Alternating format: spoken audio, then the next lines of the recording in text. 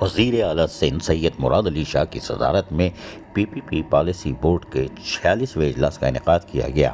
اجلاس میں بورڈ کے اراکین doctor Azra Pechuho, Zia Alnajjar, Sartar Shah, Ali Hassan Sartari, Jam Ikramullah Dhari Jusuf, chief secretary Asif Haider Shah اور M P S Ghulam Qadir Chandio, Qasim Soomro chairman P and D central member board of revenue اور D G public private partnership Asad Saman اور دیگر شریک ہوئے تھے، جبکہ دیگر صوبائی وزراء۔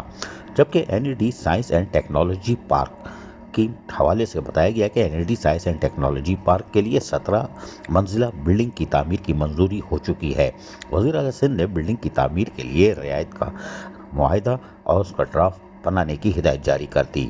3 سالوں کے اندر عمارت کی تعمیر مکمل ہونی چاہیے، وزیر اعلیٰ سندھ سید مراد علی شاہ نے اجلاس کو بتایا۔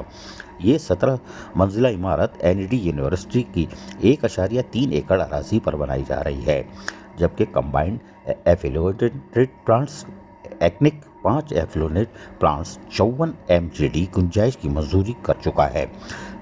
سائٹ میں 19 M G D treatment plant لگایا جائے گا، جبکہ لیاری کے قریب 27 M G D treatment plant لگایا جائے گا اور فیڈرل پی ایریا ضلع وسطی میں 12 M G D treatment plant لگایا جائے گا، جبکہ ضلع کورنگی کے لانڈی میں 26 M G D treatment plant لگایا جائے گا۔ ہائی وے سائٹ 2 میں 10 M G D treatment plant لگایا جائے گا۔ صنعتی فضلے کو ٹریٹ کر کے ریلیز کرنا ضروری ہے، وزیر اعلیٰ سندھ نے اس موقع پر کہا۔ انہوں نے کہا کہ قانونی طور پر جو صنعتی یونٹ فضلہ پیدا کر رہے ہیں اس کو خود ٹریٹ کر کے ریلیز کریں، لیکن صنعتی گروتھ کے سبب یہ کام نہیں ہو سکا۔ وزیر اعلیٰ سندھ نے مزید کہا کہ اب 5 ایفلویٹڈ ٹریٹمنٹ پلانٹ پی پی موڈ پر لگا کر صنعتی فضلے کو ٹریٹ کر کے ریلیز کیا جائے گا۔